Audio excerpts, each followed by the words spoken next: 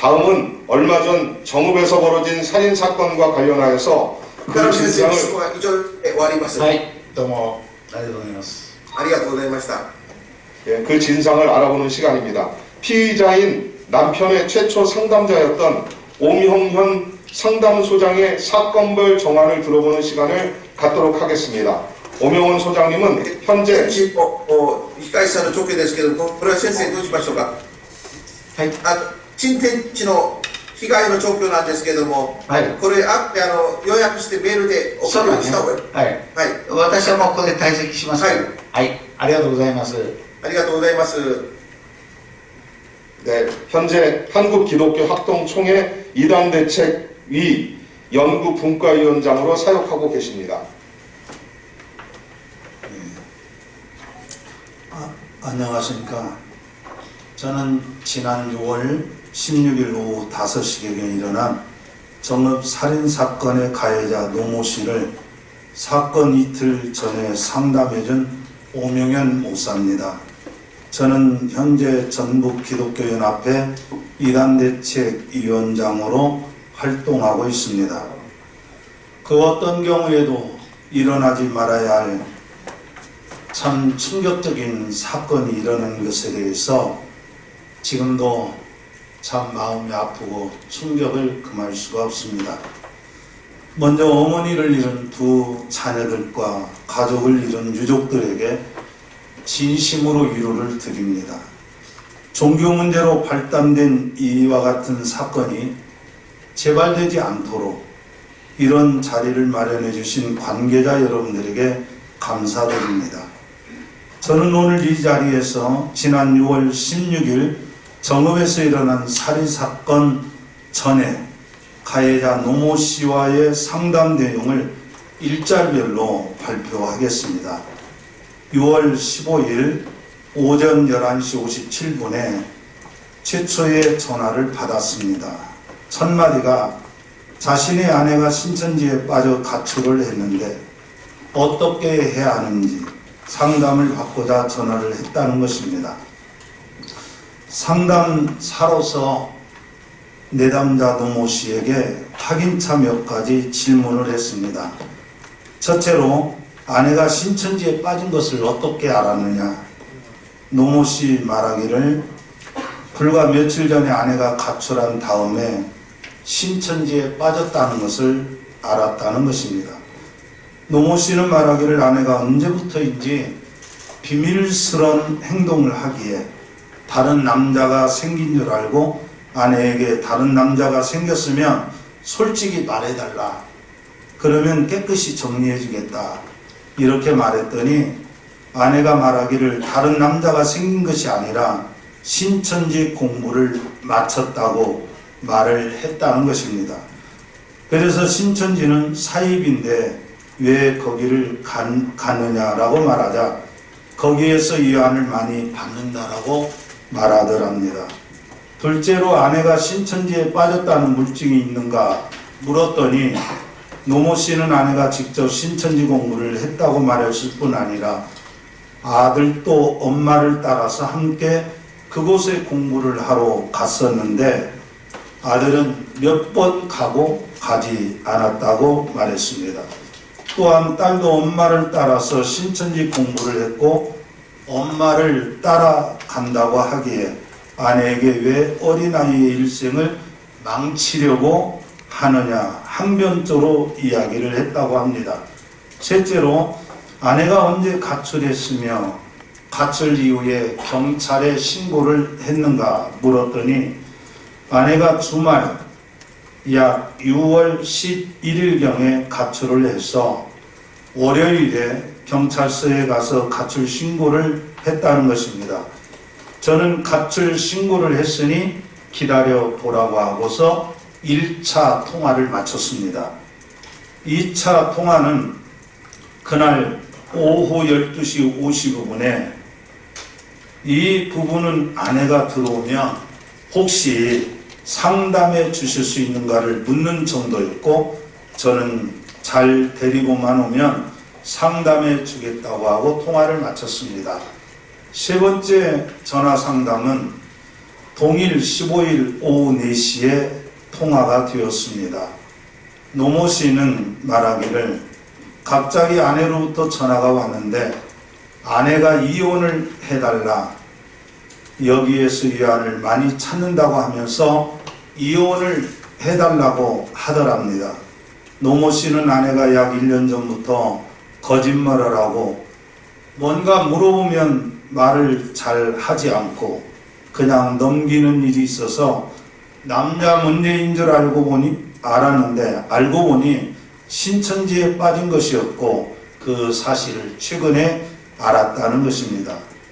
노모 씨는 이단에 대해서 예민할 수밖에 없었던 과거의 2번의 경험이 있었다고 말했습니다.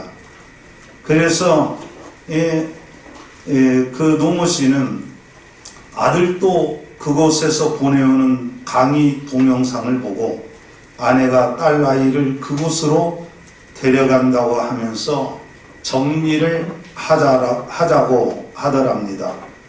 노모 씨는 아내가 이혼을 해달라고 하니 신천지 때문에 가정이 망가지고 가족들이 흩어지게 생겼다고 생각하니 어떻게 할 줄 모르겠다고 하면서 너무 힘이 들어 죽겠다고 하소연을 했습니다.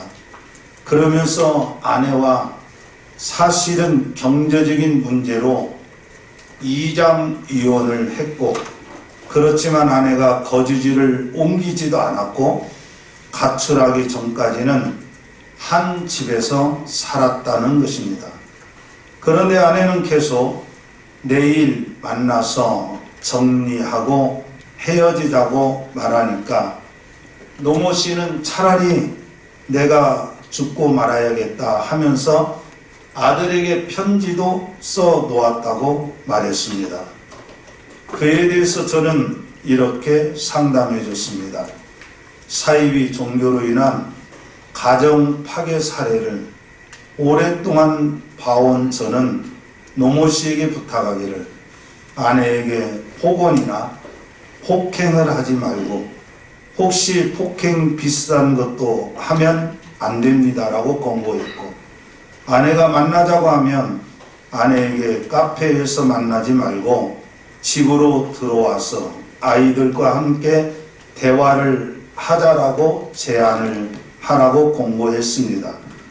또한 이 문제는 쉽게 풀리지 않으니까 급하게 마음 먹지 말고 느긋하게 절제하면서 대화로 풀고, 아내가 신천지에 꼭 가야겠다고 말하면 집에 들어와서 왜 신천지에 꼭 가야 하는지 그 당위성을 말해달라고 하고 대화를 하면서 설득을 하라고 일러주고 전화를 마쳤습니다.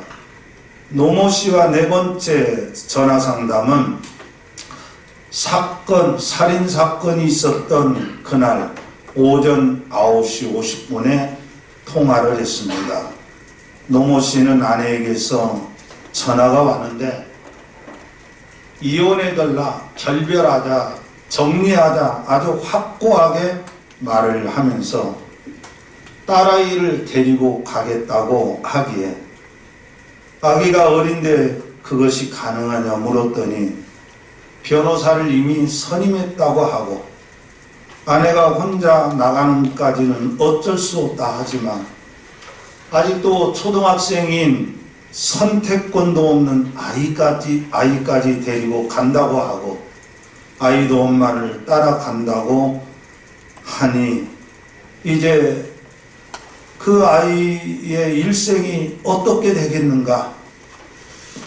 그러면서 노모 씨는 남자 문제이면 차라리 이혼을 해주겠지만 신천지라면 이혼 사유로 받아들일 수 없다라고 이렇게 말했습니다.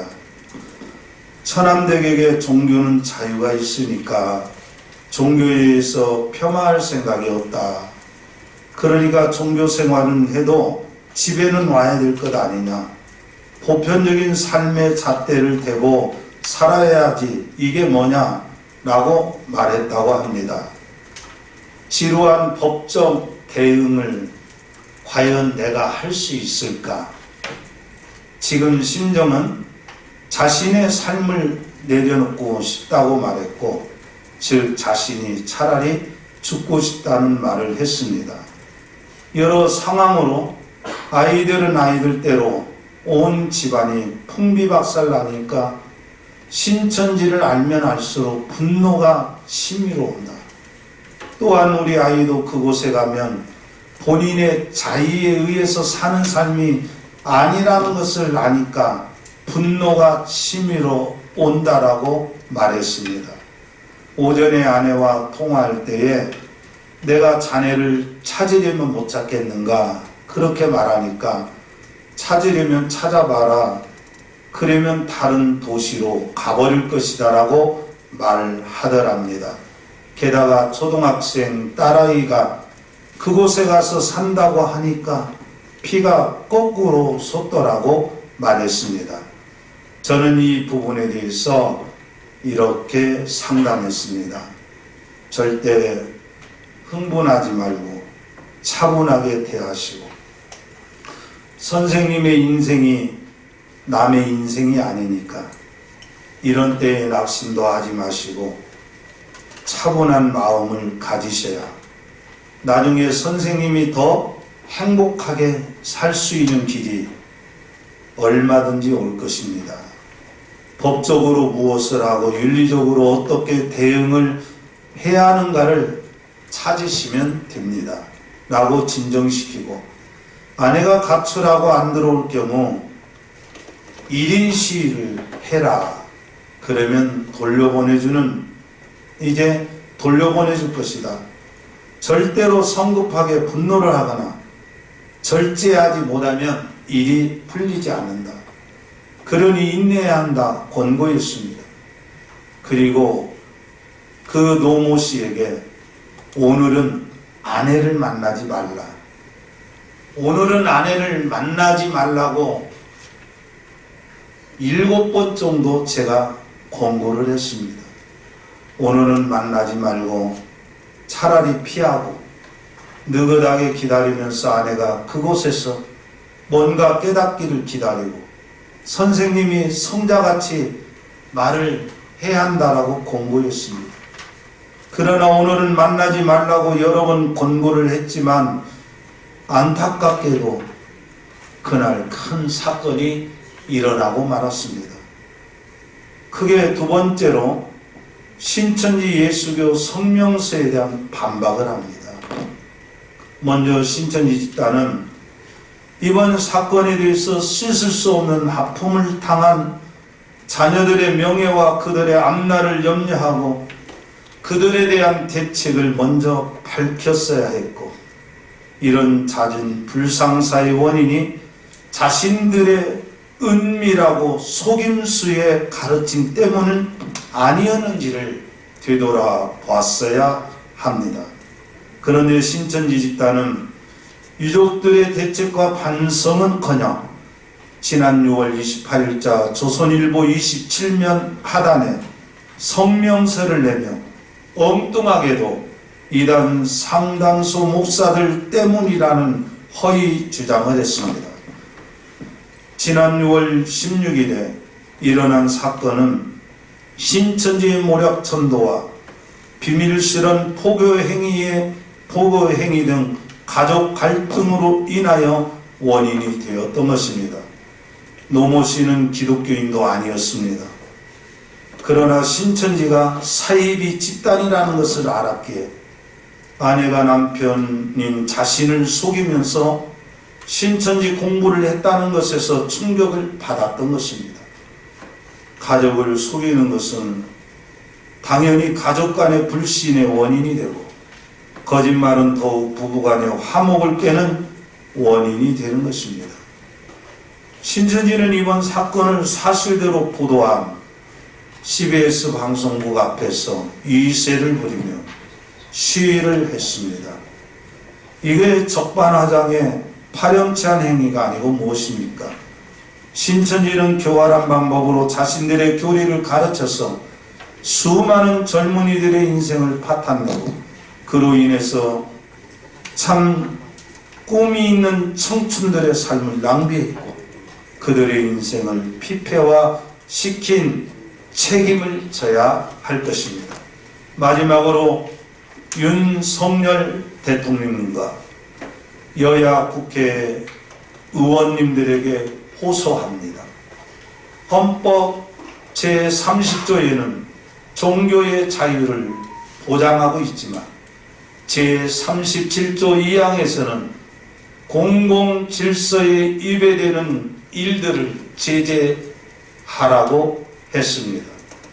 한국 사회를 좀먹는 사이비 집단에 대해서 이번 기회에 강력하게 처벌을 할 수 있는 대책을 세워주시기를 바랍니다.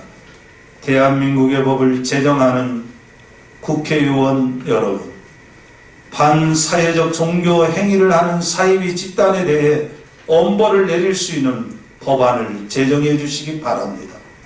사이비 집단에 포섭되면 왜 이혼 요구가 많아질까요? 왜 가출이 일상화될까요? 왜 가족을 속일까요? 왜 젊은이들이 이단 집단에 매몰되어 학업도 직장도 소홀히 할까요? 종교의 자유를 빙자하여 반사회적인 행동을 한다면 이는 종교의 자유를 넘어선 범죄 행위라고 생각합니다.